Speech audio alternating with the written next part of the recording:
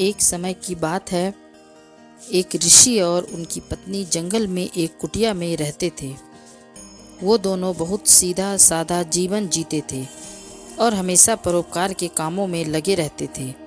एक दिन ऋषि गंगा नदी के किनारे तपस्या कर रहे थे। तभी एक बाज ने एक नन्ही चूहिया को अपने पंजों में पकड़ रखा था।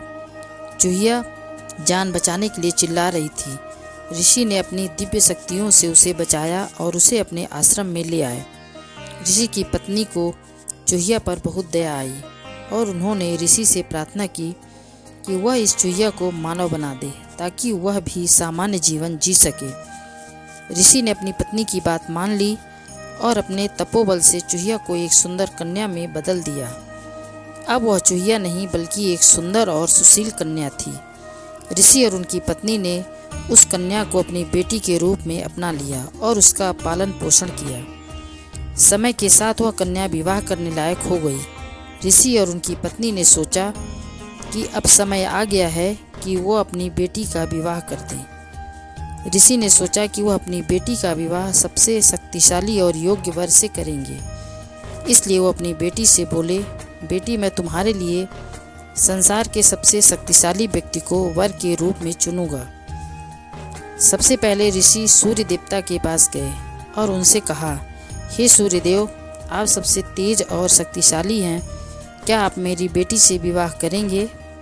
सूर्यदेव ने कहा, मैं तो तेजस्वी हूँ, लेकिन बादल मुझसे भी अधिक शक्तिशाली हैं। जब बादल आते हैं तो वो मेरे प्रकाश को ढक देते हैं। ऋषि फिर अपनी बेटी को लेकर बादल देवता के पास गए और उनसे वही प्रस्ताव रखा।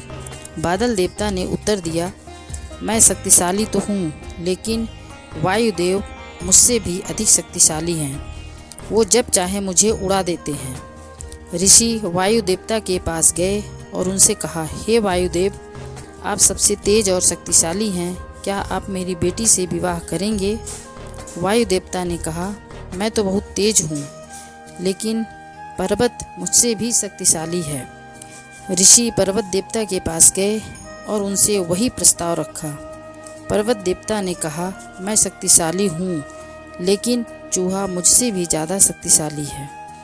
वह मुझे खोद कर छेद बना देता है। अब ऋषि सोच में पड़ गए। उन्होंने अपनी बेटी से पूछा, बेटी, क्या तुम चूहे से विवाह करना चाहोगी, क्योंकि वही सबसे शक्तिशाली है? कन्या ने शर्माते हुए कहा, पिताजी, मैं पहले भी चूहिया थी और चूहा ही मेरे लिए सबसे उपयुक्त वर होगा। ऋषि ने यह सुनकर उसे वापस चूहिया में बदल दिया और उसका विवाह एक शक्तिशाली चूहे से कर दिया। इस प्रकार चूहिया ने अपना स्वयंवर पूरा किया और अपनी पसंद का वर पाया। अतः इस कहानी से हमें यह सीखने को मिलता है कि चाहे हम कितने भी रूप बदल लें, हमारा असली स्वभाव और पहचान वही रहती है जो हमें सबसे ज़्यादा सुख देती है।